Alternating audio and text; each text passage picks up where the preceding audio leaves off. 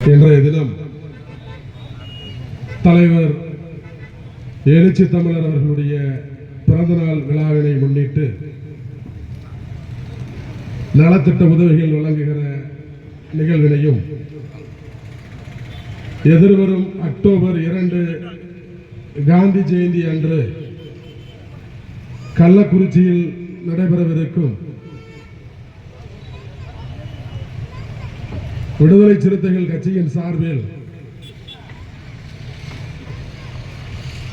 மதுவிலக்கு கொள்கையினை தேசிய கொள்கையாக இந்திய அரசு அறிவிப்பு செய்ய வேண்டும் என்கிற கோரிக்கையை வலியுறுத்தி நடைபெறும் மது மற்றும் போதைப் பொருட்கள் ஒழிப்பு மகளிர் மாநாடு விளக்க பொதுக்கூட்டம்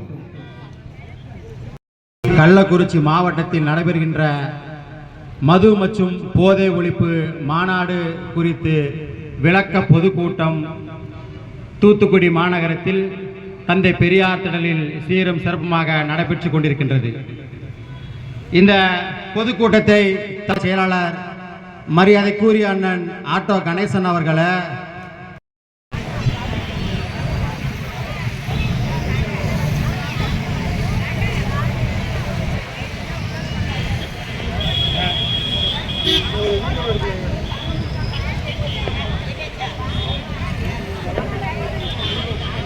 தலைவருடைய பிறந்த நாளை முன்னிட்டு இந்த நலத்திட்ட உதவிகள் வழங்கப்படுகிறது. 3 விதவை பெண்களுக்கு தையல் இயந்திரம் வழங்கப்பட்டிருக்கிறது.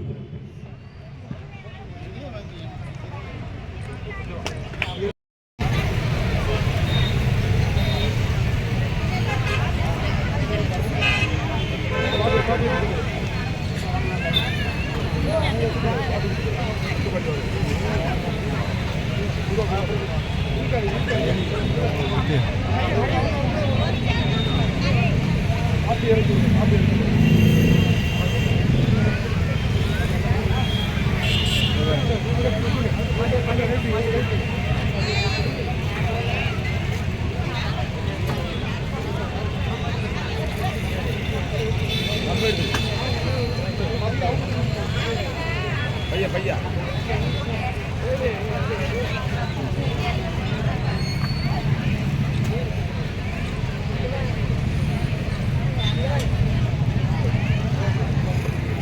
ஒரு 5 நிமிஷம் பாபா செல்வம் அவர்கள் பொதுச் செயலாளர் அவர்களுக்கு பொன்னாடை போட்டு சிறப்பு செய்கிறார். அவர் போட்டோ எடுக்கணும்னா நீங்க நின்னாதான் முடியும்.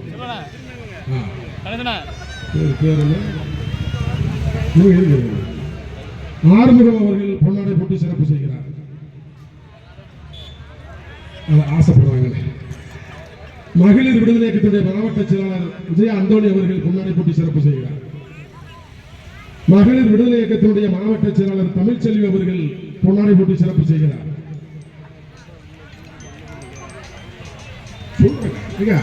எதுக்கு நீங்க ஆனா பண்றீங்க? திட்டத்தில் இருக்கு, கொஞ்சம் இருங்க, அமைதியா இருங்க. இல்ல அவங்களுக்கு தனியாக எல்லாமே பண்ணிட்டு ஜான்சன் 7வது வார்டு பொறுப்பாளர் பொன்னாடை போட்டு சிறப்பு செய்கிறார்.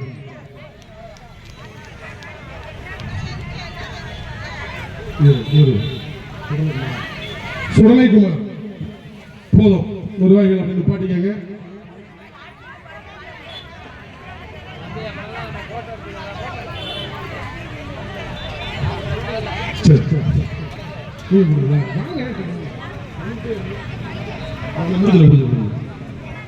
பின்னாடி